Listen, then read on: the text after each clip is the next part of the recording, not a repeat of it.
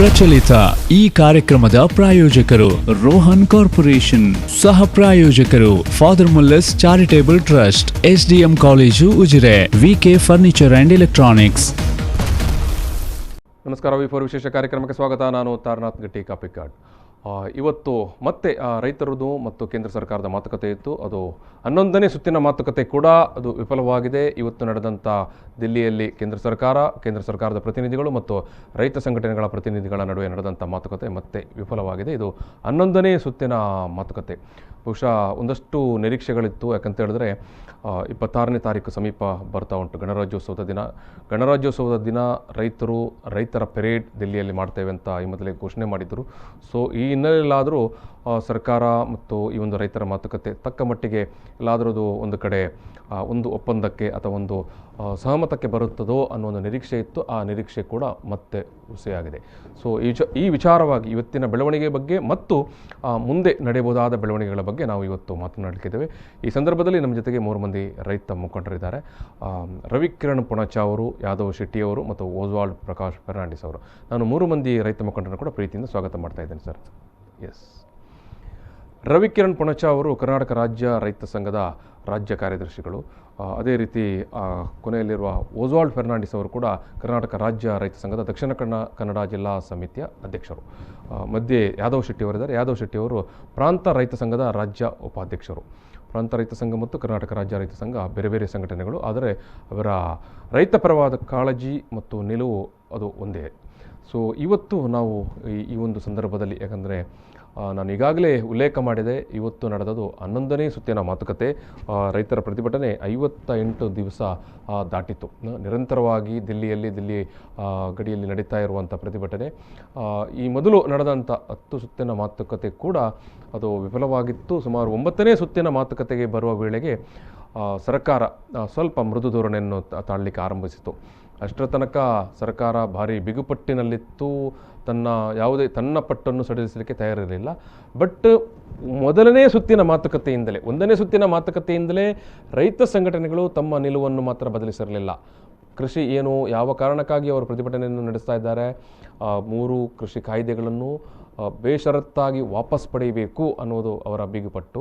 So 9ನೇ ಮಾತುಕತೆ ತನಕ ಕೂಡ ಏನು ಸರ್ಕಾರ ಅಷ್ಟೊಂದು ತೀವ್ರವಾಗಿ ಸ್ಪಂದನೆ ಮಾಡಲಿಲ್ಲ. ಆದರೆ 9ನೇ ಸುತ್ತಿನ ಮಾತುಕತೆಗೆ ಆಗುವಾಗ ತಕ್ಕ ಮಟ್ಟಿಗೆ ಏನು ಸಡಿಲಿಸಲಿಕ್ಕೆ ಆರಂಭಿಸಿತು. ನಾವು ನಿಮ್ಮ ಮನವಿಯನ್ನು ಸ್ಪಂದಿಸ್ತೇವೆ. 10ನೇ ಮಾತುಕತೆ ಆಗುವಾಗ ನಾವು 6 ತಿಂಗಳು ಬೇಕಿದ್ದರೆ ಈಗೇನು ಈ 3 ಮಸೂದೆಗಳನ್ನು ಅಮಾನತಿನಲ್ಲಿಡ್ತೇವೆ, ನೀವು ನಿಮ್ಮ ಪ್ರತಿಭಟನೆಯನ್ನು ವಾಪಸ್ ತೆಕ್ಕೊಳ್ಳಿ ಅಂತ. 10ನೇ ಸುತ್ತು ಮುಗಿದ ಬಳಿಕ ನಿನ್ನೆ ಅಲ್ಲ ಮೊನ್ನೆ ಕೃಷಿ ಸಚಿವರು ಹೇಳಿದರು, ನಾವು 1.5 ವರ್ಷ ತನಕ ನಾವು ಈ ಮಸೂದೆಯನ್ನು ಅಮಾನತಿನಲ್ಲಿಡಲಿಕ್ಕೆ ತಯಾರಿದ್ದೇವೆ, ನಾವು ಬೇಕಿದ್ದರೆ ಸುಪ್ರೀಂ ಕೋರ್ಟ್ಗೆ ಬರೆದು ಕೊಡ್ತೇವೆ, ನೀವು ಈ ಒಂದು ನಿಮ್ಮ ಧರಣಿಯನ್ನು ವಾಪಸ್ ಪಡೆಯಬೇಕು ಅಂತ. ಇವತ್ತಿನ 11ನೇ ಸುತ್ತಿನ ಮಾತುಕತೆಯಲ್ಲಿ ಸರ್ಕಾರ ಮತ್ತಷ್ಟು ಏನು ಮೃದುವಾಗಿದೆ. ಅಂದರೆ ನಾವು 2 ವರ್ಷ ಬೇಕಿದ್ದರೆ ಈ ಕಾಯ್ದೆಯನ್ನು ಜಾರಿಗೊಳಿಸುವುದಿಲ್ಲ, ಅಮಾನತಿನಲ್ಲಿ ಇಟ್ಕೊಳ್ತೇವೆ, ನೀವು ನಿಮ್ಮ ಪ್ರತಿಭಟನೆಯನ್ನು ವಾಪಸ್ ತಗೊಳ್ಬೇಕು, ನೀವು ನಿಮ್ಮ ಊರುಗಳಿಗೆ ತೆರಳಬೇಕು ಅಂತ. ಆದರೆ ರೈತ ಮುಖಂಡರುಗಳು, ರೈತ ಸಂಘಟನೆಗಳು ಭಾರಿ ಖಡಕ್ಕಾಗಿ ತಮ್ಮ ನಿರ್ಧಾರ, ನಿಲುವು ಅಚಲ. ನಾವು ಡೇ 1ನಿಂದ ಇವತ್ತಿನ ತನಕದ್ದು ನಮ್ಮ ನಿಲುವಿನಲ್ಲಿ ಬದಲಾವಣೆ ಇಲ್ಲ, ನೀವು ಬೇಷರತ್ತಾಗಿ 3 ಕೃಷಿ ಮಸೂದೆಗಳನ್ನು ವಾಪಸ್ ತಗೊಳ್ಳಿ, ನಾವು ಇಲ್ಲಿಂದ ಹೊರಟು ಹೋಗ್ತೇವೆ, ನಮ್ಮ ಪ್ರತಿಭಟನೆ ಆವತ್ತೇ ನಿಲ್ತದೆ ಅಂತ ಹೇಳಿದ್ದಾರೆ.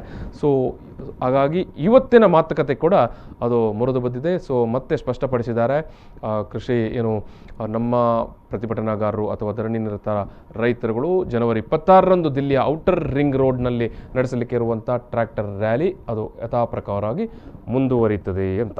ಸೊ ನಾವು ಇವತ್ತಿನ ವಿಚಾರಗಳ ಬಗ್ಗೆ ಮಾತುಕತೆಗೆ ಸಂದರ್ಭದಲ್ಲಿ ರವಿಕಿರಣ್ ಪುಣಚ ಅವರೇ, ಈಗ ಆರಂಭದಲ್ಲಿ ಈ ಪ್ರತಿಭಟನಾಗಾರರನ್ನು ಕೇಂದ್ರ ಸರ್ಕಾರ ನೀವು ರೈತರೇ ಅಲ್ಲ ಅಂತ ಹೇಳಿತ್ತು, ನೀವು ಕಾರ್ನಲ್ಲಿ ಬರುವವರು, ನೀವು ಜೀಪ್ನಲ್ಲಿ ಬರುವವರು ಅಂತ ಹೇಳಿತ್ತು. ಆಮೇಲೆ ನೀವು ನಕ್ಸಲರು, ನೀವು ಕಾಂಗ್ರೆಸ್ಸಿಗರು, ನೀವು ಕಮ್ಯುನಿಸ್ಟರು, ನೀವು ಮುಸಲ್ಮಾನರು ಅಂತೆಲ್ಲ BJP ಪಕ್ಷದವರು ಪ್ರಚಾರಕ್ಕೆ ನಿಂತರು. 1-2 ದಿವಸ ಪ್ರಚಾರ ಕೂಡ ಜೋರಲ್ಲಿ ನಡೆಯಿತು. ಆದರೆ ಕೊನೆಗೆ ಆ ಪ್ರಚಾರ ಏನು ಫಾಯ್ದ ತಂದುಕೊಡಲಿಲ್ಲ ಪ್ರಚಾರ ಮಾಡಿದವರಿಗೆ ಅಥವಾ ಆ ಪ್ರಚಾರದ ಹಿಂದೆ ಇದ್ದವರಿಗೆ ಕೂಡ. ಯಾವ ಅಪಪ್ರಚಾರಕ್ಕೆ ಕೂಡ ಈ ರೈತರ ಭಕ್ತ ಇಲ್ಲ ಅಂತ. ಸೊ ಆನಂತರ ಮಾತುಕತೆಯನ್ನು ಸ್ವಲ್ಪ ತೀವ್ರ ಸ್ವರೂಪದಲ್ಲಿ ಮಾಡಲಿಕ್ಕೆ ಆರಂಭಿಸಿದರು. ಅಂದರೆ ಅವರು ಒಪ್ಪಿಕೊಂಡ್ರು, ಪ್ರತಿಭಟನೆಗೆ ಕುಳಿತವರು ರೈತರೇ, ನೈಜ ರೈತರೇ, ಯಾಕಂದರೆ ಟ್ರ್ಯಾಕ್ಟರ್ಗಳನ್ನು ಕೂಡ ತಂದು ನಿಲ್ಲಿಸಿದ್ರು ಆಮೇಲೆ. ಯಾರ್ಯಾರ ಮನೆಯಲ್ಲಿ ಟ್ರ್ಯಾಕ್ಟರ್ ಇರುವುದಿಲ್ಲ ಅಲ್ವಾ, ರೈತರ ಮನೆಯಲ್ಲಿ ಮಾತ್ರ ಇರುವಂಥದ್ದು. ಸೊ ನಂತರದ ಬೆಳವಣಿಗೆಯಲ್ಲಿ ಮಾತುಕತೆಯಲ್ಲಿ ಸ್ವಲ್ಪ ಮೃದುವಾಗಲಿಕ್ಕೆ ಹೊರಟರು. ಯಾಕಂತ ಹೇಳಿದ್ರೆ ಅದರ ಮೊದಲಾಗಿ ಪ್ರಧಾನಿಯವರು ಕೂಡ ಹೇಳಿದರು, ನಾವು ಯಾವ ಕಾರಣಕ್ಕೂ ಈ ಮಸೂದೆಗಳನ್ನು ವಾಪಸ್ ತೆಗೆಯೋ ಪ್ರಶ್ನೆನೇ ಇಲ್ಲ ಅಂತ. ಸೊ ಪ್ರತಿಷ್ಠೆಯೋ ಅಥವಾ ಅದೊಂದು ಅಹಂಕಾರವೋ ಗೊತ್ತಿಲ್ಲ, ಎಲ್ಲೂ ಕೂಡ ಬಗ್ಲಿಕ್ಕೆ ಪ್ರಯತ್ನ ಮಾಡಲಿಲ್ಲ ಅವರು. ಆನಂತರ ನಾನು ಈಗಲೇ ಹೇಳಿದಾಗ 9ನೇ ಮಾತುಕತೆಯ ನಂತರ ಸ್ವಲ್ಪ ಮೃದುವಾಗಲಿಕ್ಕೆ ಹೊರಟ್ರು. ಅದಕ್ಕಿಂತ ಮೊದಲು ನೀವು ಗಮನಿಸಿದರೆ 8ನೇ ಸುತ್ತಿನ ಮಾತುಕತೆಯಲ್ಲಿ ಭಾರಿ ಸ್ಪಷ್ಟವಾಗಿ ಹೇಳಿದರು ಓಸ್ವಾಲ್ಡ್ ಅವರೇ, ಯಾದವ್ ಶೆಟ್ಟಿ ಅವರೇ, ರೈತ ಸಂಘಟನೆಗಳು ಮೃದುವಾಗಬೇಕು ಅಂತ, ತಮ್ಮ ನಿಲುವಿನಲ್ಲಿ ಮೃದುವಾಗಬೇಕಂತ. ಆವಾಗ ಇದೇ ಓಸ್ವಾಲ್ಡ್ ಅವರು ಕೂಡ ಆ ದಿವಸದ ನಮ್ಮ ಮಾತುಕತೆಯಲ್ಲಿ ಭಾಗವಹಿಸಿದ್ದರು. ನಮ್ಮ ನಿಲುವಿನಲ್ಲಿ ನಾವು ಮೃದುವಾಗಲಿಕ್ಕೆಲ್ಲ ಸರ್ಕಾರ ಮೃದುವಾಗಬೇಕಂತ ಕೂಡ ಹೇಳಿದ್ದರು. ಸೊ ನಾನು ಯಾಕೆ ನೆನಪಿಸ್ತೇನೆ ಅಂತ ಹೇಳಿದ್ರೆ, ಒಂದು ಬೆಳವಣಿಗೆಗಳು ಯಾವ ರೀತಿ ಏನು ಸಾಗ್ತಾ ಉಂಟು ಅಂತ. 8ನೇ ಸುತ್ತು 7ನೇ ಸುತ್ತಿನ ಮಾತುಕತೆ ಸಂದರ್ಭದಲ್ಲೆಲ್ಲ ರೈತರು ಮೃದುವಾಗಬೇಕಂತ. ಸೊ ಇವಾಗ ಸರ್ಕಾರ ಮೃದುವಾಗಲಿಕ್ಕೆ ಹೊರಟಿದೆ. ಯಾಕೆ ಈಗ ಇವತ್ತಿನ ಮಾತುಕತೆ ವಿಫಲ ಆಯಿತು ಒಪ್ಪಿಕೊಳ್ಳುವ. ಯಾಕೆ 8ನೇ ಸುತ್ತಿನ ನಂತರ ಸರ್ಕಾರ ಸ್ವಲ್ಪ ಮೃದುವಾಗಲಿಕ್ಕೆ ಹೊರಟಿತ್ತು? ರೈತರನ್ನು ಮೃದುವಾಗಿ ಅಂತ ಹೇಳಿತ್ತು, ರೈತರು ಮೃದುವಾಗೋದು ಕಾಣಲಿಲ್ಲ. ಯಾವ ಕಾರಣಕ್ಕಾಗಿ ಸ್ವಲ್ಪ ಮಟ್ಟಿಗೆ ಮೃದುವಾ ಧೋರಣೆಯನ್ನು, ಈಗ ಮೊನ್ನೆ ಹೇಳಿದರು 6 ತಿಂಗಳ ಅಮಾನತಿನಲ್ಲಿ ಇಟ್ಕೊಳ್ತೇವೆ ಕೃಷಿ ಕಾಯ್ದೆಯನ್ನಂತ, ಅನಂತರ ಮೊನ್ನೆ ಹೇಳಿದರು 1.5 ವರ್ಷ ಅಂತ, ಇವತ್ತು ಹೇಳ್ತಾರೆ 2 ವರ್ಷ ತನಕ ನಾವು ಇಡಲಿಕ್ಕೆ ತಯಾರಿದ್ದೇವೆ, ಅಮಾನತಿನಲ್ಲಿ ಇಟ್ಕೊಳ್ಳಿಕ್ಕೆ ತಯಾರಿದ್ದೇವೆ ಅಂತ. ಸರ್ಕಾರ ಏನು ರೈತರ ಪ್ರತಿಭಟನೆಯನ್ನು ನೋಡಿ ಭಯ ಆಗಿದೆ ಅಥವಾ ಇನ್ನೂ ಇವರನ್ನು ಬೆಂಡ್ ಮಾಡಲಿಕ್ಕೆ ಸಾಧ್ಯ ಇಲ್ಲ ಅಂತ ಅನಿಸ್ತಾ ಉಂಟಾ?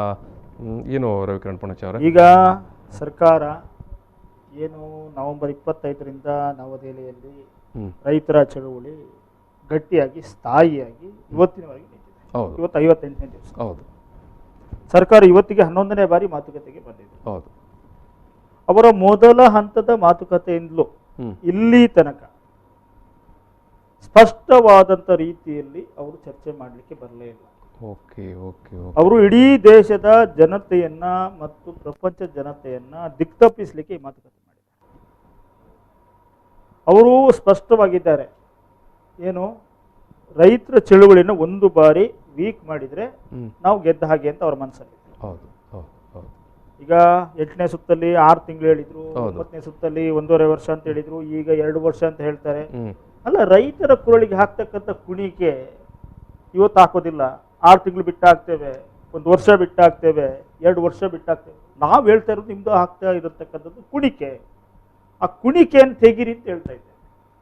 ಇವರು ಕುಣಿಕೆ ಹಾಕಲಿಕ್ಕೆ ಸಮಯ ನಿಗದಿ ಮಾಡಿದ್ರು. ಸ್ಪಷ್ಟತೆ ಇದೆ. ಇವತ್ತು ಯಾಕೆ ಮೃದುತ್ವಕ್ಕೆ ಬಂದಿದೆ ಸರ್ಕಾರ ಅಂತ ಕೇಳಿದ್ರೆ, ಈ ಚಳುವಳಿ ಏನು ನವೆಂಬರ್ 25ನೇ ತಾರೀಕಿಗೆ ಪ್ರಾರಂಭ ಆದಂಥ ಚಳುವಳಿ ಇವತ್ತು ದೇಶವ್ಯಾಪಿ ಅದು ಹಬ್ಬಿದೆ. ಅವರು ಮೊದಲಿಂದ ಏನು ಹೇಳ್ತಾ ಬಂದಿದ್ರು, ಉತ್ತರ ಭಾರತದ ಪಂಜಾಬ್ ಮತ್ತು ಹರಿಯಾಣ 2 ರಾಜ್ಯದ ರೈತರು ಮಾತ್ರ ನವದೆಹಲಿಯಲ್ಲಿ ಹೋರಾಟ ಮಾಡ್ತಾ ಇದ್ದಾರೆ, ಬೇರೆ ಯಾವ ರಾಜ್ಯದ ರೈತರು ಕೂಡ ಇದಕ್ಕೆ ಹೋರಾಟ ಮಾಡ್ತಾ ಇಲ್ಲ, ಅವರು ಸರ್ಕಾರಕ್ಕೆ ಬೆಂಬಲವಾಗಿ ನಿಂತಿದ್ದಾರೆ. ಆ ನಂತರ ಏನು ಹೇಳಿದ್ರು, ದಕ್ಷಿಣ ಭಾರತದ ರೈತರು ಯಾರು ಕೂಡ ಇದಕ್ಕೆ ಆಕ್ಷೇಪ ಇಲ್ಲ, ಎಲ್ಲರೂ ಒಪ್ಕೊಂಡಿದ್ದಾರೆ, ಇದು ಒಳ್ಳೆ ಒಂದು ಏನು ರೈತರಿಗೆ ಸ್ವಾತಂತ್ರ್ಯ ಕೊಡ್ತಕ್ಕಂಥ ಕಾಯ್ದೆ ಅಂತ ಅವ್ರು ಹೇಳ್ಕೊಂಡು. ಆದ್ರೆ ಇವತ್ತು ಮೊದಲ ಸುತ್ತಿನ ಮಾತುಕತೆಯಿಂದ ಇವತ್ತಿನ ಮಾತುಕತೆಯಲ್ಲಿವರೆಗೆ ಇಡೀ ದೇಶದಲ್ಲಿ ನಡೀತಕ್ಕಂಥ ರೈತ ಚಳವಳಿ ಬಹುಶಃ ಇವತ್ತು ಬರೀ ಆ 3 ಮಸೂದೆಗಳ ಬಗ್ಗೆ ನಡೀತಾ ಇಲ್ಲ. ಒಟ್ಟಾರೆಯಾಗಿ ಈ ದೇಶದ ಪ್ರಜಾಪ್ರಭುತ್ವವನ್ನ ಕಿತ್ತಾಕ್ತಕ್ಕಂಥ ಕೆಲಸವನ್ನು ಸರ್ಕಾರ ಏನ್ ಮಾಡ್ತಾ ಬಂದಿದೆ, ಈ ದೇಶದ ಸಂಪತ್ತನ್ನ ಖಾಸಗೀಕರಣದ ಹೆಸರಲ್ಲಿ ಲೂಟಿ ಮಾಡ್ತಕ್ಕಂಥ ಕೆಲಸ ಏನ್ ಮಾಡ್ತಾ ಬಂದಿದೆ, ಇದನ್ನ ತಡಿತಕ್ಕಂಥದ್ದಕ್ಕೆ ಮಸೂದೆಗಳು ಮಾತ್ರ ಅಲ್ಲ, ಈ ದೇಶದ ಸಂಪತ್ತು ಉಳಿಬೇಕು, ಈ ದೇಶದ ಜನಸಾಮಾನ್ಯರ ದಿನನಿತ್ಯದ ಕೂಳಿಗೆ ದರ ಏರಿಕೆ ಆಗಬಾರ್ದು, ಅದನ್ನು ತಡಿಬೇಕು. ಬಹಳಷ್ಟು ವಿಚಾರಗಳಿದ್ದಾವೆ. ದಲಿತರ ಮೇಲೆ ದೌರ್ಜನ್ಯಗಳು ನಡೀತಾ ಇದ್ದಾವೆ, ಇದನ್ನು ತಡಿಬೇಕಾಗಿದೆ. ಕಾರ್ಮಿಕರು ಇವತ್ತು ಉದ್ಯೋಗ ಕಳ್ಕೊಳ್ತಾ ಇದ್ದಾರೆ, ಅವರಿಗೆ ಸ್ಥಾಯಿಯಾದಂಥ ಉದ್ಯೋಗವನ್ನ ಸೃಷ್ಟಿ ಮಾಡಿಕೊಡ್ತಕ್ಕಂಥ ಕೆಲಸ ಆಗಬೇಕು. ಈ ದೃಷ್ಟಿಕೋನ ಬಹಳಷ್ಟು ದೃಷ್ಟಿಕೋನಗಳಿಂದ ಈ ರೈತ ಚಳುವಳಿ ಇವತ್ತು 2ನೇ ಸ್ವತಂತ್ರ ಚಳುವಳಿಯಾಗಿ ರೂಪುಗೊಳ್ತಾ ಇದೆ. ಬಹುಶಃ ಸರ್ಕಾರದ ಭಾರತದಲ್ಲಿ ನಡೀತಾ ಇರುವಂತ ಒಂದು ಚಾರಿತ್ರಿಕ ಚಳವಳಿ ಇದು. ಖಂಡಿತವಾಗಿ ಲಕ್ಷಾಂತರ ಜನ ಒಂದು ಕಡೆ ಸೇರಿದ್ದಾರೆ. ಜೊತೆಗೆ ಏನು 50 ದಿವಸಗಳನ್ನು ದಾಟಿ ಬಂತು ಒಂದು ಚಳವಳಿ. 58ನೇ ದಿವಸ. ಯಾದವ್ ಶೆಟ್ಟಿ ಅವರೇ, ಅದೇ ನಾನು ಕೂಡ ನಿಮ್ಮ ಹತ್ರ ಅದೇ ಪ್ರಶ್ನೆಯನ್ನು ಕೇಳುವಂಥ, ಸರ್ಕಾರ ಆರಂಭದಲ್ಲಿ ರೈತರನ್ನು ನೀವು ಮೃದುವಾಗಿ ಮೊದಲೆಲ್ಲ ಇವರು ರೈತರೆಲ್ಲ ಅಂತ ಹೇಳಿತ್ತು, ಮತ್ತು ನೀವು ಮೃದುವಾಗಿ ಅಂತ ಹೇಳಿತ್ತು. ಇವಾಗ ರೈತರ ಏನು ಒಗ್ಗಟ್ಟನ್ನು ನೋಡಿ ಏನು ಸರ್ಕಾರವೇ ಸ್ವಲ್ಪ ಮೃದುವಾಗ್ತಾ ಉಂಟು. ಏನು ಹೇಳಲಿಕ್ಕೆ ಬಯಸ್ತೀರಿ? ಯಾವಾಗಲೂ ಕೂಡ ಸತ್ಯ ಮೇಲುಗೈ ಆಗೇ ಆಗ್ತದೆ. ಯಾಕೆ ಅಂತ ಹೇಳಿದ್ರೆ ಸತ್ಯಮೇವ ಜಯತೆ. ಸತ್ಯ ಖಂಡಿತ. ಯಾಕೆ ಅಂತ ಹೇಳಿದ್ರೆ ಇವತ್ತು ತಿವಡಿ ಮಸೂದೆ ಏನಿದೆ ನಿಜಕ್ಕೂ ಕೂಡ ರೈತರಿಗೆ ಮರಣ ಶಾಸನ ಆಗಿದೆ. ಅದರಲ್ಲಿ ಯಾವುದೇ ರೀತಿಯ ತಪ್ಪಿಲ್ಲ, ಮರಣ ಶಾಸನವೇ ಆಗಿದೆ. ಆ ಕಾರಣಕ್ಕಾಗಿ ಇವತ್ತು 58 ದಿನದಲ್ಲಿ ಹೌದು ಇಡೀ ದೇಶದ ಕೋಟ್ಯಾಂತರ ಜನರಿಗೆ ಈ ಮಸೂದೆಯ ಬಗ್ಗೆ ತಿಳ್ಕೊಳ್ಳಿಕ್ಕೆ ಸಾಧ್ಯ ಆಗಿದೆ. ಇವರೆಷ್ಟು ಅಪಪ್ರಚಾರ ಮಾಡಿದ್ರು ಕೂಡ ಜನರಿಗೆ ಕುತೂಹಲ ಬರುತ್ತೆ, ಇದೇನು ನೋಡುವ ಅಂತ ಅದು ತಿಳ್ಕೊಳ್ಳುತ್ತಾ ಬರುವಾಗ ವಿದ್ಯುತ್ ಖಾಸಗೀಕರಣ ಮಾಡಿದಾಗ ಯಾವೊಬ್ಬರೂ ಕೂಡ ಅರ್ಥ ಆಗೇ ಆಗ್ತದೆ. ಖಂಡಿತ ಕೂಡ ಇದು ನನಗೆ ವಿದ್ಯುತ್ ಇನ್ನು ದುಬಾರಿ ಆಗ್ತದೆ ಅನ್ನೋದು ಅರ್ಥ ಆಗ್ತದೆ. ಅದೇ ರೀತಿ APMCನಲ್ಲಿ ಇಲ್ಲಿವರೆಗೆ ಕೆಲಸ ಮಾಡಿದವರು ಮತ್ತು APMC ವ್ಯವಹಾರ ಮಾಡಿದವರಿಗೂ ಕೂಡ ಅರ್ಥ ಆಗೇ ಆಗ್ತದೆ. ಅದೇ ರೀತಿ ಏನು ಇವರು ಈ ಕನಿಷ್ಠ ಬೆಂಬಲ ಬೆಲೆ ಎಲ್ಲ ವಿಷಯದಲ್ಲಿ ಕೂಡ ಏನೇ ಇರಲಿ, ಇಲ್ಲಿ ಪ್ರಾರಂಭದಿಂದಲೇ ಕೇಂದ್ರ ಸರ್ಕಾರ ನಮ್ಮ ದೇಶದ ಜನರನ್ನು ದಿಕ್ಕು ತಪ್ಪಿಸಲು ಈ ರೈತ ಚಳವಳಿಯ ವಿರುದ್ಧ ಏನು ಅಪಪ್ರಚಾರ ಮಾಡಿದೆ ಅದು ಈಗ ನಡೆಯುತ್ತಾ ಇಲ್ಲ ಅನ್ನುವ ರೀತಿಯಲ್ಲಿ ಒಂದು ರೀತಿಯ ರೈತರ ಚಳವಳಿ ಜಯ ಸಿಗುವವರೆಗೆ ಇದು ಬಂದಿದೆ ಅನ್ನೋದಕ್ಕೆ ಯಾವುದೇ ಎರಡು ಮಾತಿಲ್ಲ. ಖಂಡಿತ ಕೂಡ 26ಕ್ಕೆ ಚಾರಿತ್ರಿಕವಾಗಿ 10 ಲಕ್ಷಕ್ಕಿಂತಲೂ ಹೆಚ್ಚು ಜನ ಒಂದು ಚಾರಿತ್ರಿಕ ಪ್ರತಿಭಟನೆ ನಡೆಯಲಿದೆ. ನಮ್ಮ ಜಿಲ್ಲೆಯಲ್ಲಿ ಕೂಡ ಒಂದು ದೊಡ್ಡ ಮಟ್ಟದ ಒಂದು ಚಳವಳಿಗೆ ನಾವು 26ಕ್ಕೆ ತಯಾರಿ ಮಾಡಿದೆ. ನಮ್ಮ ಜಿಲ್ಲೆಯಲ್ಲಿ ಕೂಡ ಒಂದು ಜಿಲ್ಲೆಯಲ್ಲಿ ಒಂದು ಒಳ್ಳೆ ರೀತಿಯ ಚಳವಳಿ ಖಂಡಿತ. ಎಸ್ ಎಸ್ ಎಸ್ ಎಸ್ ನಾವೊಂದು ಸಣ್ಣ ಬ್ರೇಕ್ ತಗೊಳ್ತೇವೆ. ಇದು ಓಸ್ವಾಲ್ಡ್ ಅವರೇ, ಆಮೇಲೆ ನಾನು ನಿಮ್ಮನ್ನು ಮಾತಾಡಿಸ್ತೇನೆ. ಈಗ ಸಣ್ಣ ಬ್ರೇಕ್ ತಗೊಳ್ತೇವೆ. ಬ್ರೇಕ್ ನಂತರ ಈ ಒಂದು ವಿಚಾರ, ಈ ಒಂದು ಸಂವಾದ ಮತ್ತೆ ಮುಂದುವರಿತದೆ. ಪ್ರಚಲಿತ ಈ ಕಾರ್ಯಕ್ರಮದ ಪ್ರಾಯೋಜಕರು ರೋಹನ್ ಕಾರ್ಪೊರೇಷನ್, ಸಹ ಪ್ರಾಯೋಜಕರು father Muller's charitable trust, SDM college Ujire, VK furniture and electronics. ಎಸ್ ರೈತ ಸಂಧಾನ 11ನೇ ಸುತ್ತಿನ ಏನು ಮಾತುಕತೆ ಕೂಡ ಮತ್ತೆ ವಿಫಲವಾಗಿದೆ. ಕೇಂದ್ರ ಸರ್ಕಾರ ಮತ್ತು ದಿಲ್ಲಿಯಲ್ಲಿ ಪ್ರತಿಭಟನೆ ನಡೆಸ್ತಾ ಇರುವಂಥ ದೇಶವ್ಯಾಪಿಯ ರೈತ ಸಂಘಟನೆಗಳ ಮುಖಂಡರುಗಳ ಜೊತೆಗೆ ನಡೆದಂಥ 11ನೇ ಸುತ್ತಿನ ಮಾತುಕತೆ ಕೂಡ ಇವತ್ತು ಅಪೂರ್ಣವಾಗಿದೆ. ಈ ಮೊದಲನ ಅಂದರೆ ಮೊನ್ನೆ ನಡೆದಂಥ ಬುಧವಾರ ನಡೆದಂಥ 10ನೇ ಸುತ್ತಿನ ಮಾತುಕತೆ ಸಂದರ್ಭದಲ್ಲೂ ಕೂಡ ಕೇಂದ್ರ ಸರ್ಕಾರ ಏನು ನಾವು ಒಂದು 6 ತಿಂಗಳಿಂದ 1 ವರ್ಷ ತನಕ ಕೃಷಿ ಮಸೂದೆಯನ್ನು ಏನು ನೀವು ಅಬ್ಜೆಕ್ಟ್ ಮಾಡ್ತಾ ಇರುವಂಥ 3 ಕೃಷಿ ಮಸೂದೆಗಳನ್ನು ನಾವು ಅಮಾನತಿನಲ್ಲಿ ಇಟ್ಕೊಳ್ತೇವೆ, ಬೇಕಿದ್ದರೆ ಸುಪ್ರೀಂ ಕೋರ್ಟ್ಗೆ ಕೂಡ ಈ ಬಗ್ಗೆ ಬರೆದು ಕೊಡುತ್ತೇವೆ ಲಿಖಿತವಾಗಿ ಅನ್ನುವಂಥ ಭರವಸೆಯನ್ನು ಕೊಟ್ಟಿತ್ತು. ಆದರೆ ಆವತ್ತು ಕೂಡ ಅದು ಏನು ಮಾತುಕತೆ ವಿಫಲವಾಗಿತ್ತು. ಇವತ್ತು ಕೂಡ ಈ ಮಾತುಕತೆ ಆರಂಭವಾಗುವ ಮೊದಲೇ ನಿನ್ನೆ ದಿವಸ ಕೃಷಿ ಸಚಿವರು ಹೇಳಿದ್ದರು ಅಥವಾ ಕೇಂದ್ರ ಸರ್ಕಾರದ ಪ್ರತಿನಿಧಿಗಳು ಹೇಳಿದರು, ನಾವು ಕೃಷಿ ಮಸೂದೆಗಳನ್ನು ಬೇಕಿದ್ದರೆ 1.5 ವರ್ಷಗಳಷ್ಟು ಕಾಲ ಅದನ್ನು ಅಮಾನತಿನಲ್ಲಿ ಇಟ್ಕೊಳ್ತೇವೆ, ಜಾರಿ ಮಾಡುವುದಿಲ್ಲ ಅಂತ. ಇವತ್ತು ಮಾತುಕತೆ ಆರಂಭವಾಗುವ ಮೊದಲೇ ಹೇಳಿದ್ದರು, ನಾವು ಬೇಕಿದ್ದರೆ 2 ವರ್ಷ ಈ ಒಂದು 3 ಕೃಷಿ ಮಸೂದೆಗಳನ್ನು ಅಮಾನತಿನಲ್ಲಿ ಇಟ್ಕೊಳ್ತೇವೆ, ಜಾರಿ ಮಾಡೋದಿಲ್ಲ ಅಂತ. ಆದರೆ ಏನು ಇವತ್ತಿನ ಮಾತುಕತೆ ಸಂದರ್ಭದಲ್ಲಿ ಆರಂಭದಲ್ಲೇ ಏನು ಕೃಷಿಕ ರೈತರ ಮುಖಂಡರುಗಳು ಈ ಒಂದು ಪ್ರಪೋಸಲನ್ನು ಕೂಡ ತಿರಸ್ಕಾರ ಮಾಡಿದ್ದಾರೆ. ನಮ್ಮ ಬೇಡಿಕೆ 3 ಕೃಷಿ ಮಸೂದೆಯನ್ನು ಕೂಡ ಬೇಷರತ್ತಾಗಿ ವಾಪಸ್ ಪಡ್ಕೊಳ್ಬೇಕು. ಸೊ ವಾಪಸ್ ಪಡೆದ ನಂತರವೇ ನಾವು ದಿಲ್ಲಿಯಿಂದ ಹೊರಡುವುದಂತ. ಸೊ ಈ ಒಂದು ಪ್ರತಿಭಟನೆಯಲ್ಲಿ ಸುಮಾರು 40 ಅಥವಾ ಅದಕ್ಕಿಂತ ಹೆಚ್ಚು 141 ಜನ ಇವತ್ತು ಆತ್ಮಹತ್ಯೆ. ಎಸ್ ಈ ಒಂದು ಪ್ರತಿಭಟನೆಯ 58ನೇ ದಿವಸಕ್ಕೆ ಏನು ಇದು ಕಾಲಿಡ್ತ ಸಂದರ್ಭದಲ್ಲಿ ಈ ಒಂದು ಧರಣಿ ಸತ್ಯಾಗ್ರಹದಲ್ಲಿ ಪ್ರತಿಭಟನೆಯಲ್ಲಿ ಭಾಗವಹಿಸ್ತಾ ಇರುವಂಥ 140ಕ್ಕೂ ಹೆಚ್ಚು ರೈತರು ತಮ್ಮ ಪ್ರಾಣ ತ್ಯಾಗ ಮಾಡಿದ್ದಾರೆ. ಅದು ಅದೇ ಜಾಗದಲ್ಲಿ. ಸೊ ರೈತರುಗಳು ತಮ್ಮ ನಿಲುವಿನಲ್ಲಿ ಭಾರಿ ಖಡಕ್ ಆಗಿದ್ದಾರೆ. ನಾವು ಯಾವ ಕಾರಣಕ್ಕೂ ಕೂಡ ಕೃಷಿ ಮಸೂದೆಯನ್ನು ವಾಪಸ್ ಪಡೆಯದಿದ್ದರೆ ನಾವು ಹೊರಟು ಹೋಗುವುದಿಲ್ಲ ಅಂತ ನಾವು ಮಾತುಕತೆಯನ್ನು ಮಾಡ್ತಾ ಇದ್ದೆವು, ಮುಂದೆ ಏನಾಗುತ್ತೆ, ಮುಂದೆ ಏನೇನಾಗುತ್ತೆ ಅಂತ.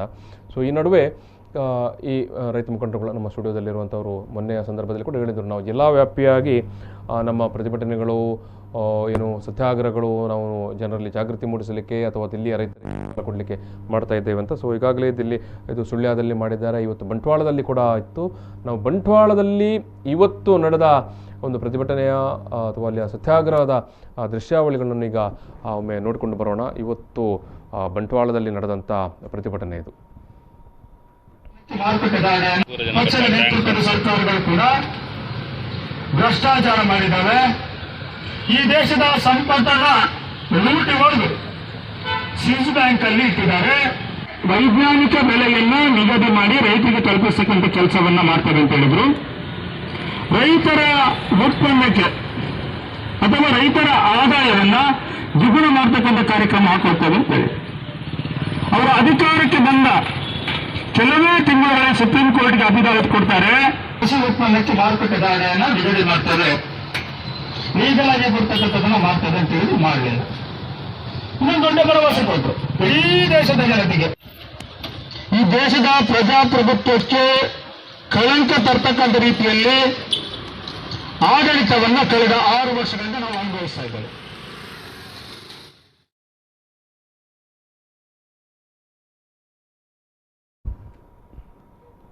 ಎಸ್, ಇದು ಬಂಟ್ವಾಳದಲ್ಲಿ ಇವತ್ತು ರೈತ ಸಂಘಟನೆಗಳು ಜಂಟಿಯಾಗಿ ನಡೆಸಿದಂಥ ಒಂದು ಸತ್ಯಾಗ್ರಹ. ಸೊ ಈ ರೀತಿಯ ಸತ್ಯಾಗ್ರಹಗಳು ನಿರಂತರವಾಗಿ ಅಥವಾ ಸರಣಿಯಾಗಿ ನಡೀತಾ ಉಂಟು. ಸೊ ನಾನು ಮತ್ತೆ ಮಾತುಕತೆಯನ್ನು ಮುಂದುವರಿಸುವ ಸಂದರ್ಭದಲ್ಲಿ ಇದು ಓಸ್ವಾಲ್ಡ್ ಅವರೇ, ಈಗ ಜಿಲ್ಲಾ ಮಟ್ಟದಲ್ಲಿ ನೀವು ರೈತರನ್ನು ಸಂಘಟಿಸುವ ಅಥವಾ ಈ ಒಂದು ದಿಲ್ಲಿಯ ರೈತರಿಗೆ, ದಿಲ್ಲಿಯಲ್ಲಿ ಪ್ರತಿಭಟನೆ ನಿರತರಾಗಿರುವಂಥ ರೈತರಿಗೆ ಬೆಂಬಲ ಕೊಡುವ ನಿಟ್ಟಿನಲ್ಲಿ ನಾವು ಈಗಾಗಲೇ ನೋಡಿದೆವು. ನಾನು ಹೇಳಿದೆ, ಸುಳ್ಯದಲ್ಲಿ ಆಯಿತು, ಇವತ್ತು ಬಂಟ್ವಾಳದಲ್ಲಿ ಪ್ರತಿಭಟನೆ ನಡೆಯಿತು.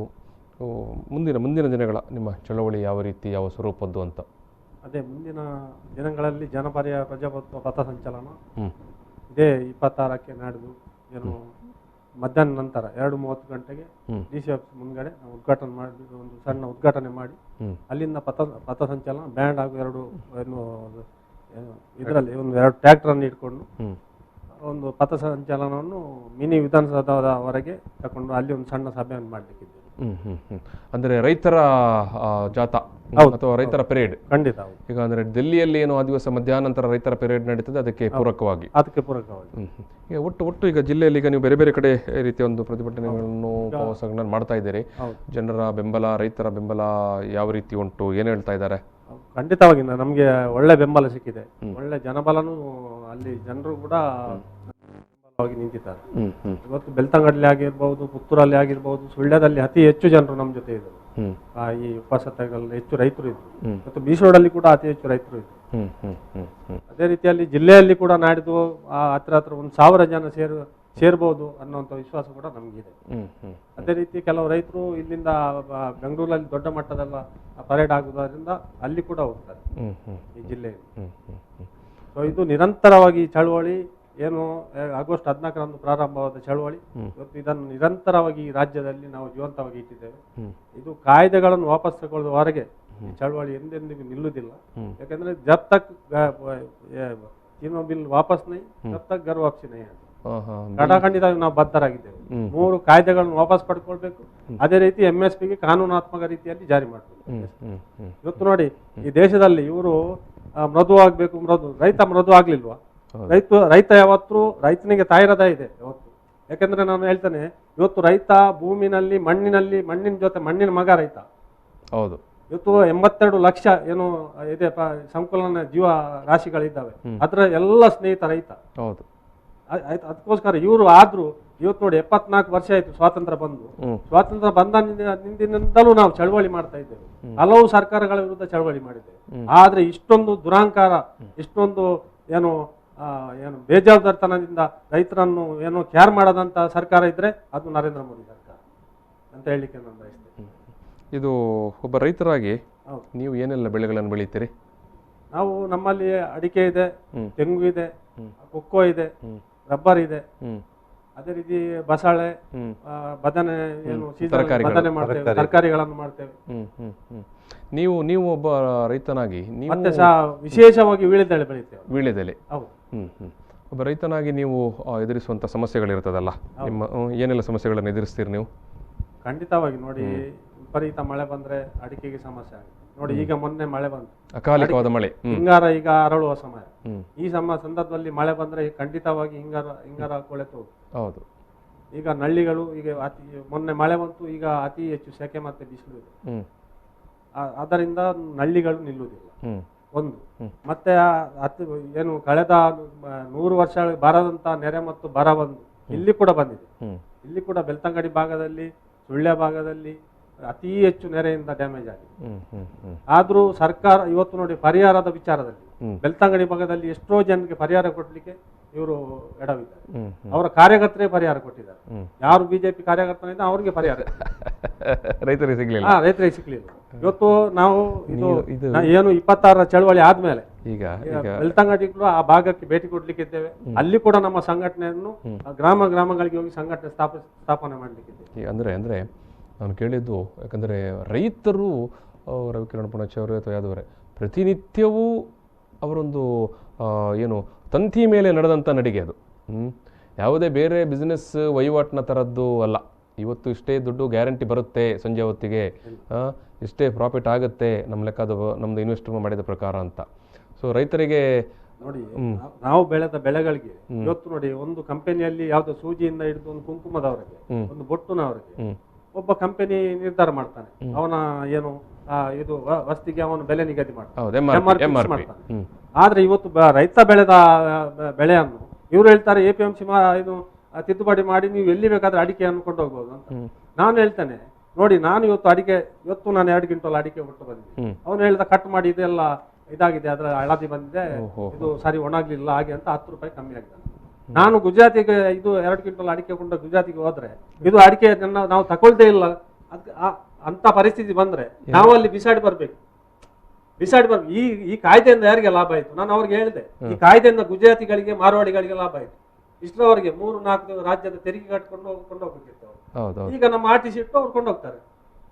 ತೆರಿಗೆ ಕಟ್ಟುವ ಅವಶ್ಯಕತೆ ಇಲ್ಲ. RTC ಇಟ್ಕೊಂಡು ಅವರು ಇದು ಓಸ್ವಾಲ್ಡ್ ಅವರೇ ಗುಜರಾತ್ ತನಕ ಬಂದಿದ್ದಾರೆ 2 ಗೋಣಿ ಅಡಿಕೆ ಇಟ್ಕೊಂಡು ಅಂತ. ಇದು ರಾಜಕಾರಣಿಗಳೇ ಅರ್ಥ ಆಗ್ತಾ ಇಲ್ಲ. ಇದು ನಿಜವಾದ ಮಾತು. ಇದನ್ನು ನಾವು ಅವರು ಎಲ್ಲಿ ಬೇಕಾದ್ರೆ ಚರ್ಚೆ ಕರೀಲಿ, ನಾವು ಚರ್ಚೆಗೆ ಸಿದ್ಧ ಇದ್ದೇವೆ. ಅಂದ್ರೆ ಹೊಸ ಕಾಯ್ದೆಗಳ ಮೂಲಕ ರೈತರಿಗೆ ಸ್ವಾತಂತ್ರ್ಯ ಕೊಟ್ಟಿದ್ದೇವೆ ಅಂತ ಹೇಳುವಂತದ್ದು ಇದು. ಇವತ್ತು MSP ವಿಚಾರದಲ್ಲಿ ಇವರು ಇಷ್ಟು ದೊಡ್ಡ ಮಾತಾಡ್ತಾರೆ. ಇವತ್ತು ಕಳೆದ 10 ವರ್ಷಗಳಿಂದ 45 ಲಕ್ಷ ಕೋಟಿ ರೂಪಾಯಿ MSP ರೈತನಿಗೆ ಕೊಡ್ಬೇಕಿತ್ತು, ಕೊಟ್ಟಿದ್ದಾರೆ ಇವರು. ಪ್ರತಿ ವರ್ಷಕ್ಕೆ 4.5 ಲಕ್ಷ ಕೋಟಿ ರೂಪಾಯಿ ಇವತ್ತು MSP ಕೊಡ್ಬೇಕು, ಕೊಡ್ಲಿಲ್ಲ. ಇವತ್ತು ಯಾರು ನೋಡಿ, ಇವತ್ತು ಟೊಮೆಟೊಗೆ ಎಷ್ಟು ಬೆಲೆ ಇದೆ, ರೈತನಿಗೆ ಎಷ್ಟು ಸಿಗ್ತಾ ಇದೆ? ರೈತನಿಗೆ ಕೈಯಲ್ಲಿ 2 ರೂಪಾಯಿ ಪರ್ಚೇಸ್ ಮಾಡಿ ಇಲ್ಲಿ 20 ರೂಪಾಯಿ ಕಡಿಮೆ ಟೊಮೆಟೊ ಮಾರ್ಕೆಟ್ ಅಲ್ಲಿ ಇಲ್ಲ. ಹೌದು, ಮಾರುಕಟ್ಟೆಯಲ್ಲಿ ಹೋದ್ರೆ 20 ರೂಪಾಯಿ ಆದ್ರೂ MSP ಫಿಕ್ಸ್ ಮಾಡಿದ್ರೆ ನಿಮ್ಮ ಅಪ್ಪನ ಮನೆ ದುಡ್ಡು ಏನು ಆಸ್ತಿ ಏನು ಹೋಗುತ್ತೆ ಸರ್ಕಾರಕ್ಕೆ, ಏನು ಲಾಸ್ ಇಲ್ಲ. ಕನ್ಸೂಮರ್ಗೆ ಬೆಲೆ ಕಮ್ಮಿ ಇಲ್ಲ, ದುಡ್ಡು ಮಾಡ್ತಿರೋ ಮಧ್ಯವರ್ತಿಗಳು. ನಾನು ಹೇಳ್ತೇನೆ, ರೈತನಿಗೆ ಒಂದು ರೇಟ್ ಫಿಕ್ಸ್ ಮಾಡಿ. ಯಾರು 2 ರೂಪಾಯಿಗೆ ರೈತನಿಂದ ಟೊಮೆಟೊ ತಗೊಳ್ತಾರೆ, ಅಂಗಡಿಯಲ್ಲಿ ಮಾರಾಟ ಮಾಡುವಾಗ 20 ರೂಪಾಯಿಗೆ ಮಾರಾಟ ಮಾಡ್ತಾರೆ. ಈಗ MSP ಕೇಂದ್ರ ತೆರೀಲಿ. ನೀವು ವೀಳ್ಯದೆಲೆ ಕೊಂಡು ಹೋಗ್ತೀರಲ್ಲ, ಅದು ಕೂಡ ಇದೇ ರೀತಿ ಫ್ಲಕ್ಚುಯೇಷನ್ ಆಗ್ತಾ ಇರ್ತದ? ಖಂಡಿತ. ನಮ್ಗೆ 1,000 ರೂಪಾಯಿ ಕೊಟ್ರೆ ಅವರು 2,500 ಮಾಡ್ತಾರೆ. ಈಗ ಬಾಳೆಗೊನೆ ನೋಡಿ, ನಾವು ಕದಳಿಗೆ 15 ರೂಪಾಯಿ ಆಗ್ತಾರೆ. ಒಂದು ಕಿಲೋಗೆ ನಿಮ್ಗೆ ಗೊತ್ತಿದೆ, ನೀವು ಪೇಟೆಯಲ್ಲಿ 60 ರೂಪಾಯಿ. ಹಾಗಾದ್ರೆ 40 ರೂಪಾಯಿ ಯಾರು ತಿಂತಾನೆ? ನಾನು ಹೇಳ್ತಾ ಇರೋದು, ಸರ್ಕಾರ ಒಂದು MSP ಖರೀದಿ ಕೇಂದ್ರ ಫಿಕ್ಸ್ ಮಾಡ್ಲಿ, ಖರೀದಿ ಕೇಂದ್ರ ಓಪನ್ ಮಾಡ್ಲಿ, ಒಂದು ಕಾನೂನು ಮಾಡ್ಲಿ. ಯಾರು ನೋಡಿ MSP ಬೆಲೆ ಮೇಲೆ ಇಷ್ಟರ ಬೆಲೆ ಇದೆ, ಅದಕ್ಕಿಂತ ಕಡಿಮೆ ಮಾಡಿ ಕನಿಷ್ಠ ಬೆಂಬಲ ಬೆಲೆ ಅವನ ಮೇಲೆ ಕ್ರಿಮಿನಲ್ ಮೊಕದ್ದಮೆ ಹೂಡಿ. ಅಲ್ಲಲ್ಲ, ಈಗ ಇಲ್ಲಿ 2 ವಿಚಾರಗಳನ್ನ 2 ದೃಷ್ಟಿಕೋನದಲ್ಲಿ ನೋಡ್ಬೇಕು. ಒಂದು, ಈಗ ಓಸ್ವಾಲ್ಡ್ ಅವರು ಏನು ಪ್ರತಿಪಾದನೆ ಮಾಡ್ತಾರೆ, MSP ಲೀಗಲೈಸ್ ಮಾಡಿ ಅಂತ ಕೇಳ್ತಾರೆ. ಅದ್ರ ಜೊತೆಗೆ MRP ಅನ್ನು ಕೂಡ ಮಾಡಬೇಕು. MRP ಕೂಡ ಮಾಡಬೇಕು. ಕೊನೆಯ ಕನ್ಸ್ಯೂಮರ್ ಯಾರಿದ್ದಾರೆ, ಗ್ರಾಹಕ ಇದ್ದಾರೆ, ಅವರಿಗೂ ಕೂಡ ಇದಕ್ಕಿಂತ ಜಾಸ್ತಿಗೆ ಮಾರಾಟ ಮಾಡಬಾರ್ದು ಅಂತ ಹೇಳ್ತಕ್ಕಂಥದ್ದು ಸೀಲಿಂಗ್ ಮಾಡಬೇಕು. ಸಾಧ್ಯತೆ ಇದೆ. ಇವತ್ತು ಮುಂದುವರಿದ ಶಿಕ್ಷಣ ಇದೆ, ಏನು ವಿಜ್ಞಾನ ಇದೆ, ಮುಂದುವರಿದ ವಿಜ್ಞಾನದಲ್ಲಿ ಖಂಡಿತವಾಗಿ ಮಾಡಬಹುದು. ನಮ್ಮ ದೇಶಕ್ಕೆ ಎಷ್ಟು ಯಾವ ಐಟಮ್ ಉತ್ಪಾದನೆ ಬೇಕು, ಮತ್ತೆ ಇವತ್ತು ನಾವು ಡಿಜಿಟಲ್ ಇಂಡಿಯಾ ಅಂತ ಹೇಳ್ತೇವೆ ಅಲ್ವಾ, ಇದು ರವಿಕಿರಣ್ ಅವರೇ, ಪ್ರತಿಯೊಂದಕ್ಕೂ ಡಿಜಿಟಲ್ ಇಂಡಿಯಾ ಅಂತ ಹೇಳ್ತೇವೆ. ರೈತರು ಬೆಲೆಗಳನ್ನು ಈಗ ಮೊಬೈಲ್ ಅಲ್ಲಿ ಹಿಡಿದು ಏನು ಸಮೀಕ್ಷೆ ಮಾಡಿ ಕೊಡಬೇಕಂತ ಹೇಳ್ತೇವೆ. ಆಯ್ತು, ರೇಟ್ ಫಿಕ್ಸ್ ಮಾಡಿದರೆ ಜನರಿಗೂ ತಿಳ್ಕೊಳ್ಳಿಕ್ಕೆ ಅವಕಾಶ ಇರುತ್ತೆ. ಈಗ ಅವರು ಸಮೀಕ್ಷೆ ಮಾಡಿದ್ದಾರೆ, ಅವರ ಹತ್ರ ಮಾಹಿತಿ ಇದೆ, ಎಷ್ಟು ಬೇಕು ಅಂತ ಗೊತ್ತಿದೆ, ಎಲ್ಲಿ ಯಾವ ಟೈಮಲ್ಲಿ ಯಾವ್ದನ್ನು ಪ್ರೊಟೆಕ್ಷನ್ ಮಾಡಬೇಕು, ಅದನ್ನ ಯಾವ ರೀತಿ ಮೇಂಟೈನ್ ಮಾಡಬೇಕು ಅಂತ ಹೇಳೋದು ಸರ್ಕಾರಕ್ಕೆ ಗೊತ್ತಿದೆ. ನಾವು ಬಹಳ ಸಾರಿ ಸಲಹೆ ಕೊಟ್ಟಿದ್ದೇವೆ. ನಿಮ್ಮ ಹತ್ರ ಎಲ್ಲವೂ ಇದೆ, ಅಂಕಿಅಂಶ, ಮುಂದುವರಿದ ವಿಜ್ಞಾನ ಇದೆ, ನೀವೀಗ ಇಷ್ಟೇ ಮಾಡಬೇಕಾದ್ದು. ಇವತ್ತು ಕೋಲಾರದಲ್ಲಿ ಯಾವ ಟೈಮಲ್ಲಿ ನೀವು ಟೊಮೆಟೊ ಬೆಳೆ ಬೆಳೆದ್ರೆ ನಿಮಗೆ ಇನ್ಪುಟ್ ಸಬ್ಸಿಡಿ ಕೊಡ್ತೇವೆ ಅಂತ ಡಿಕ್ಲೇರ್ ಮಾಡಿ. ಆ ನಂತರ ದಿನಗಳೇ ಅವರು ಬೆಳೆದ್ರೆ ಅಲ್ಲಿ ಇನ್ಪುಟ್ ಸಬ್ಸಿಡಿ ಇಲ್ಲ ಅಂತ ಹೇಳಿ ಕೋಲಾರದಲ್ಲಿ ಒಂದು ಟೈಮನ್ನು ಫಿಕ್ಸ್ ಮಾಡಲಿ.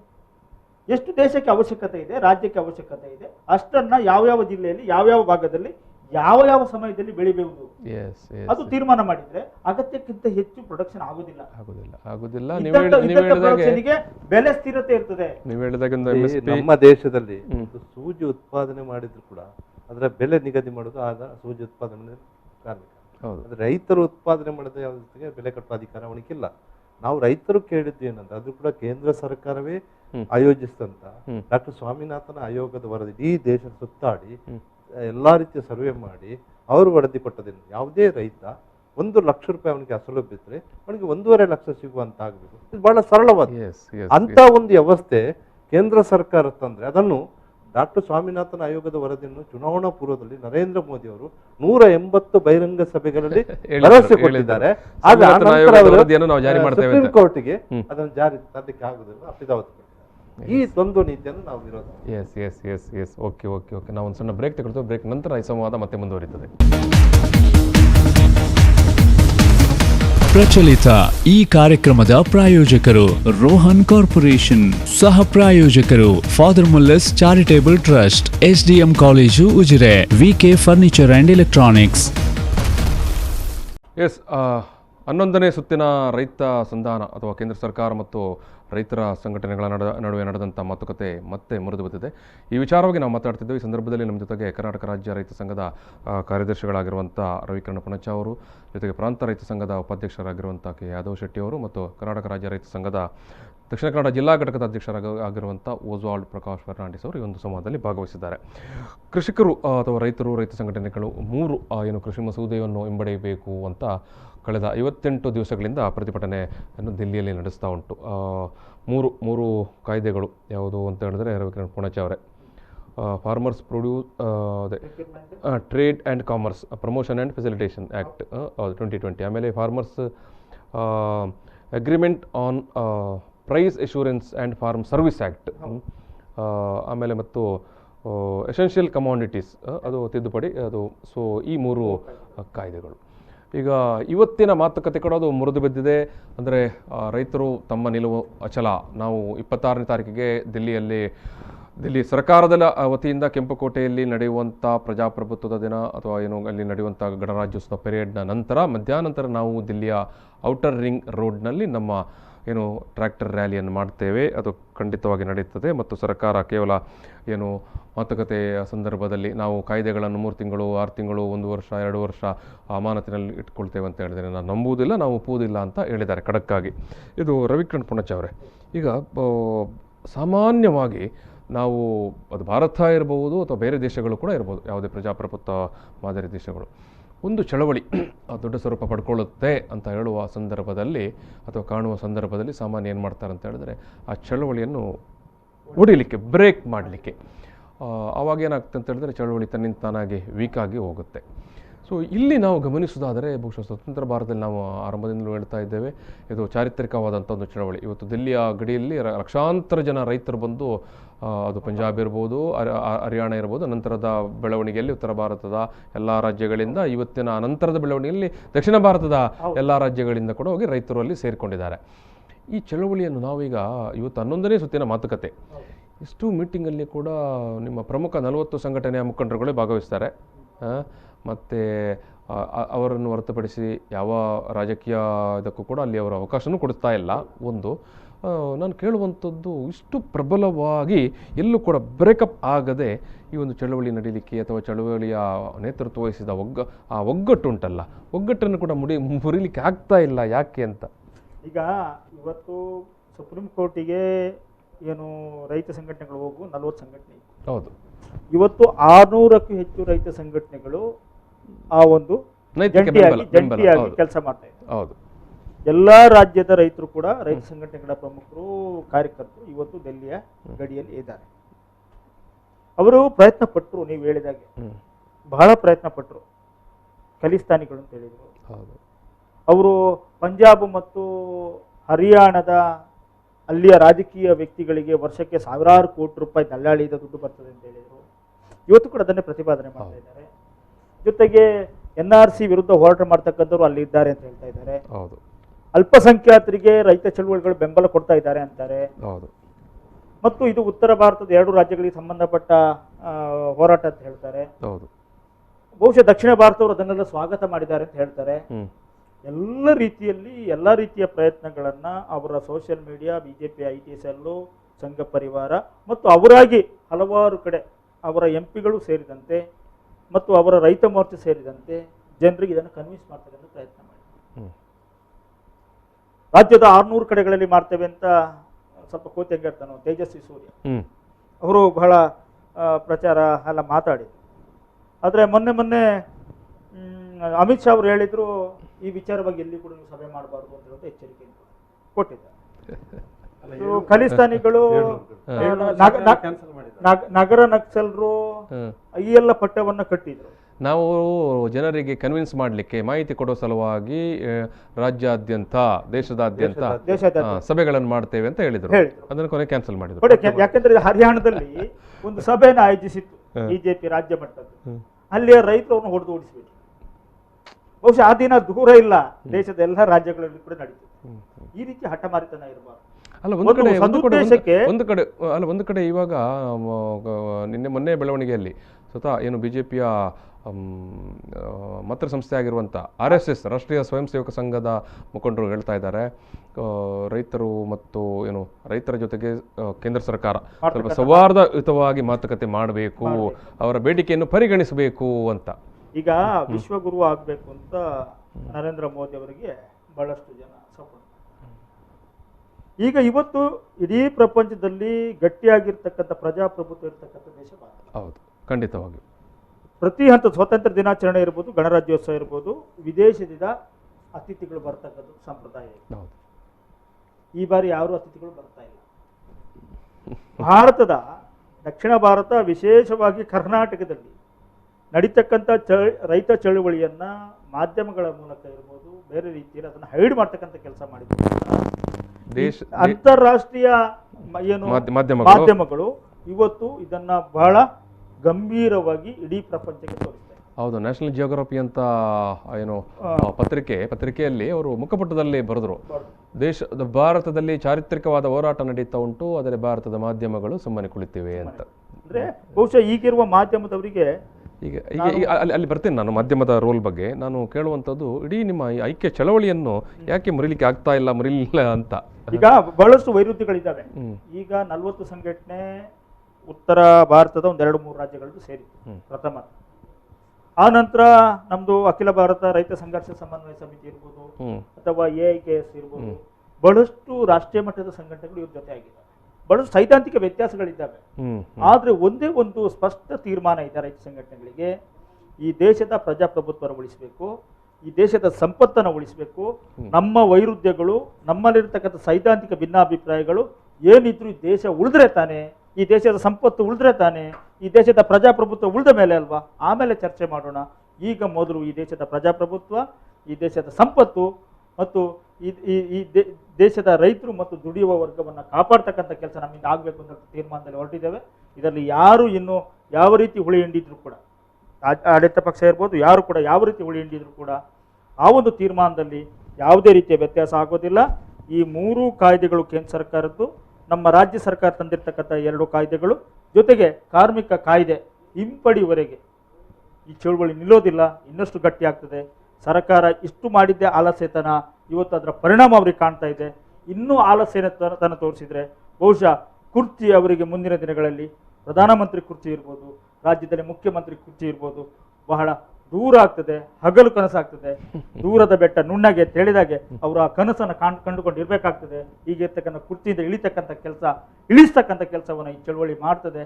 ಆ ಎಚ್ಚರಿಕೆ ಇದ್ದುಕೊಂಡು ಅವರು ಒಂದಿನ ಸಂಧಾನವೋ ಮಾತುಕತೆಯೋ ಏನು ಬೇಕಾದ್ರೂ ಮಾಡ್ಬೋದು ಅಂತ ಹೇಳುವಂತ ಸಂದೇಶವನ್ನು ರವಾನೆ ಮಾಡಲಿಕ್ಕೆ. ಹೇಳಿ ಅದು ಶೆಟ್ಟಿ ಅವರೇ. UPA ಈ ಐಕ್ಯತೆಗೆ ಒಂದು ಹಿನ್ನೆಲೆ ಕೂಡ ಇದೆ.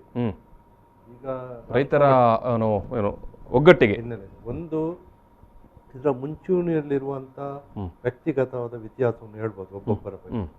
ಅದಕ್ಕಿಂತಲೂ ಮುಖ್ಯವಾಗಿ ಈ ಐಕ್ಯತೆ ಹೋರಾಟ ಬಹಳಷ್ಟು ವರ್ಷಗಳಿಂದ ಆಗಿದೆ, ಅದು ಈಗ ದೊಡ್ಡದಾಗಿ ಬೆಳೆದಿದೆ. ಮುಖ್ಯವಾಗಿ UPA 2ನೇ ಸರ್ಕಾರ ಭೂ ಸ್ವಾಧೀನ ಕಾಯ್ದೆಗೆ ತಿದ್ದುಪಡಿ ಮಾಡಿ ಬಹಳಷ್ಟು ಒಳ್ಳೆಯ ಕೆಲಸ ಮಾಡಿತ್ತು ಕೊನೆಯ ಕ್ಷಣದಲ್ಲಿ. ಅದನ್ನು ಇವರು ತಿದ್ದುಪಡಿ ಮಾಡಿ ಬಹಳಷ್ಟು ಅನ್ಯಾಯ ಮಾಡಿದಾಗ ಆಗಲೂ ಕೂಡ ಒಟ್ಟಾಗಿ ಅದನ್ನು ವಿರೋಧ ಮಾಡಿ ಹಿಂದೆ ಸರ್ಕಾರವನ್ನು ಹಿಂದಕ್ಕೆ ನರೇಂದ್ರ ಮೋದಿ ಸರ್ಕಾರ ಭೂ ಸ್ವಾಧೀನ ಕಾಯ್ದೆ ಮತ್ತು ಇವತ್ತು ನಾನು ಒಂದು ಕೆಲವರ ಉದಾಹರಣೆ ನಮ್ಮದು ಆಲ್ ಇಂಡಿಯಾ ಕಿಸಾನ್ ಸಭಾ, ಅದರ ಪ್ರಧಾನ ಕಾರ್ಯದರ್ಶಿ ಅನನ್ ಮುಲ್ಲಾ ಅಂತ ಇದ್ದಾರೆ. ಅನನ್ ಮುಲ್ಲಾ 8 ಸಲ MP ಆದವರು, ಯುವಕನಾಗಿದ್ದರೆ PhD ಕಲಿತವರು, 8 ಸಲ MP ಆಗಿದ್ದವರು, ಅಖಿಲ ಭಾರತ ಕಿಸಾನ್ ಭಾಳಷ್ಟು ಹೋರಾಟ ಮಾಡಿದರು. ಅಶೋಕ್ ದಾವಲೆ ಅಂತ ಮಹಾರಾಷ್ಟ್ರದಲ್ಲಿ ಸುಮಾರು 180 ಕಿಲೋಮೀಟ್ರು ಕಾಲ್ನಡಿಗೆ ಜಾಥಾ ಮಾಡಿ 50 ಇಡೀ ಮಹಾರಾಷ್ಟ್ರ ಸರ್ಕಾರನೇ ನಡುಗಿಸಿದವರು, ಅವರ ತೀರ್ಮಾನ ಬದಲಾವಣೆ ಮಾಡಿದರು. ಯೋಗೇಂದ್ರ ಯಾದವ್, ಇಂಥ ಅನೇಕ ಪಂಜಾಬ್, ಹರಿಯಾಣ, ರಾಜಸ್ಥಾನದ ಅನೇಕ ಟಿಕಾಯಿತು, ಬೇರೆ ಬಹಳಷ್ಟು ರಾಜಸ್ಥಾನದ ಒಂದು ವಿದ್ಯುತ್ ಚಳವಳಿ ಅಂತ ಹೇಳಿದ್ರೆ ಇಡೀ ಅಲ್ಲಿ ವಿಜಯ ಸಿಂಧ್ಯಾ ಅವ್ರನ್ನು ಇಡೀ ನಡುಗುವಂತ ಅಂದ್ರೆ ಇಡೀ ಊರಿಗೆ ಜನ ಎದ್ದೇಳುವ ರೀತಿಯಲ್ಲಿ ಜನ ಅಂಗಡಿ ಮುಗ್ಗಟ್ಟು ಎಲ್ಲರೂ ಕೂಡ ಚಳವಳಿಗೆ ಹೋರಾಟ, ವಿದ್ಯುತ್ ಚಳವಳಿ ಅಂತ ಹಿನ್ನೆಲೆಯಲ್ಲೂ ಮುಖಂಡರು ಇದ್ದಾರೆ. ಇವರೇ ಹೇಳಿದ್ರು ಯಾವುದೇ ಸೈದ್ಧಾಂತಿಕ ಭಿನ್ನಾಭಿಪ್ರಾಯ ಇದ್ರು ಪ್ರಾಮಾಣಿಕ ಮತ್ತು ಬದ್ಧತೆ ಬೇರೆಬೇಕನ್ನೋದು ಈ ಎಲ್ಲ ಮುಖಂಡರಲ್ಲಿದೆ. ಅದಕ್ಕಾಗಿ ಯಾರು ಏನು ಮಾಡಿದ್ರು ಕೂಡ ಈ BJP ಸರ್ಕಾರ ಎಲ್ಲ ಕುತಂತ್ರ ಮಾಡಿದೆ, ಆದ್ರೂ ಕೂಡ ಏನು ಮಾಡ್ಲಿಕ್ಕೆ ಆಗ್ತದೆ. ಆ ಬದ್ಧತೆ ಮುಖಂಡರ ಹತ್ರ ಇದೆ, ಆ ಇತಿಹಾಸ ಮುಖಂಡರ ಹತ್ರ ಇದೆ, ಪ್ರಾಮಾಣಿಕ ಹೋರಾಟ ಮತ್ತು ಚರಿತ್ರೆ ಇದೆ, ತ್ಯಾಗ ಮಾಡಿದಂತ ಹಿನ್ನೆಲೆ ಇದೆ. ಆ ಕಾರಣಕ್ಕಾಗಿ ಏನು ಮಾಡ್ಲಿಕ್ಕೆ ಸರ್ಕಾರಕ್ಕೆ ಆಗ್ತಾ ಇಲ್ಲ, ಇದು ಒಂದು ಮಾತು.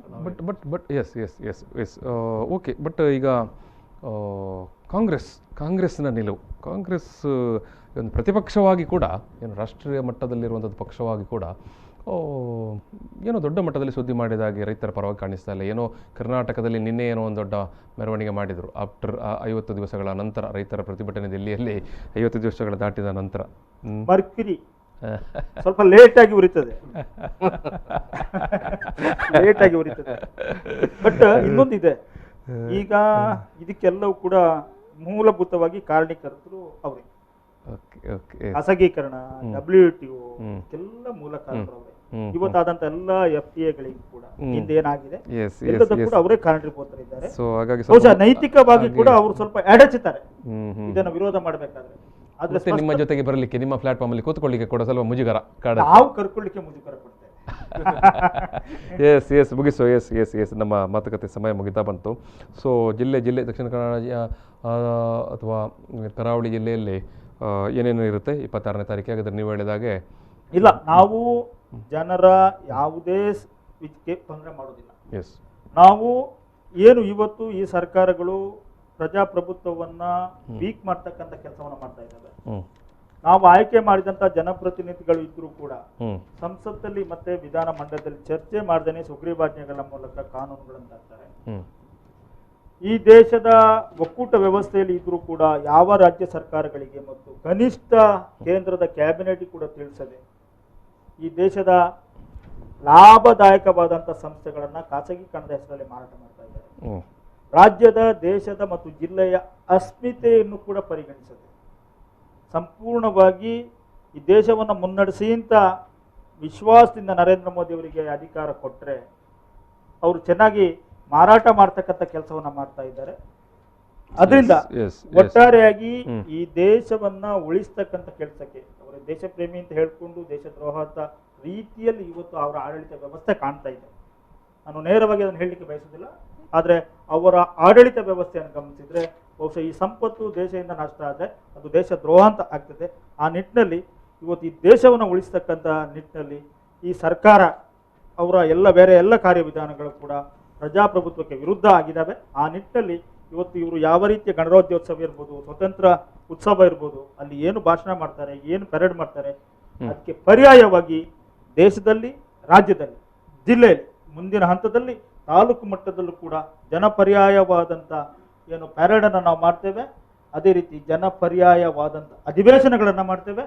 ಸರ್ಕಾರಕ್ಕೆ ಪರ್ಯಾಯವಾಗಿ ಜನಪರ ಸರ್ಕಾರ ಅಥವಾ ಜನಪರ ಪರ್ಯಾಯ ಯೋಜನೆಗಳನ್ನ ಈಗ ನೀವು ಕೊಟ್ಟಿರೋ ಏನು ಕರಪತ್ರದಲ್ಲಿ ಇದೆ ಕರ್ನಾಟಕ ಈ ಒಂದು ನಿಮ್ಮ 26ನೇ ತಾರೀಕಿನ ಏನು ಮಧ್ಯಾಹ್ನ ನಡೆಯುವಂಥ ಬಹಿರಂಗ ಪಥಸಂಚಲನದಲ್ಲಿ ಕರ್ನಾಟಕ ರಾಜ್ಯ ರೈತ ಸಂಘ, ಹಸಿರು ಸೇನೆ, ಕರ್ನಾಟಕ ಪ್ರಾಂತ ರೈತ ಸಂಘ, AIKS, centre for Indian trade union ಅಂದರೆ CITU, ಆಮೇಲೆ AITUC, ಆಮೇಲೆ ದಲಿತ ಸಂಘರ್ಷ ಸಮಿತಿ ಕೃಷ್ಣಪ್ಪ ಸ್ಥಾಪಿತ, ಆಮೇಲೆ ದಲಿತ ಸಂಘರ್ಷ ಸಮಿತಿ ಅಂಬೇಡ್ಕರ್ ವಾದ, ದಲಿತ ಹಕ್ಕುಗಳ ಸಮಿತಿ, ದಲಿತ ಸೇವಾ ಸಮಿತಿ, ಭಾರತ ಪ್ರಜಾಸತ್ತಾತ್ಮಕ ಯೋಜನಾ federation DYFI, all India youth federation AIYF, ಆಮೇಲೆ ಭಾರತ್ ವಿದ್ಯಾರ್ಥಿ ಫೆಡರೇಷನ್ SFI, ಜನವಾದಿ ಮಹಿಳಾ ಸಂಘಟನೆ, ಭಾರತೀಯ ಮಹಿಳೆಯರ ರಾಷ್ಟ್ರೀಯ ಒಕ್ಕೂಟ NFIW, ಕರಾವಳಿ ಕರ್ನಾಟಕ ಜನಾಭಿವೃದ್ಧಿ ವೇದಿಕೆ, ಆಮೇಲೆ ಸಂವಿಧಾನ ಸಂರಕ್ಷಣಾ ಹೋರಾಟ ಸಮಿತಿ, ಇಷ್ಟೆಲ್ಲ ಮಂದಿಯ ಬೆಂಬಲದೊಂದಿಗೆ ನಿಮ್ಮ ಚಳವಳಿ ನಡೆಯುತ್ತೆ. Yes okay. ನಾವು ಈ ಒಂದು ಮಾತುಕತೆಯನ್ನು ಇಲ್ಲಿ ಸಮಾಪನ ಮಾಡ್ತಾ ಇದ್ದೇವೆ. ಈ ಒಂದು ಮಾತುಕತೆಯಲ್ಲಿ ಭಾಗವಹಿಸಿದಂಥ ಕರ್ನಾಟಕ ರಾಜ್ಯ ರೈತ ಸಂಘದ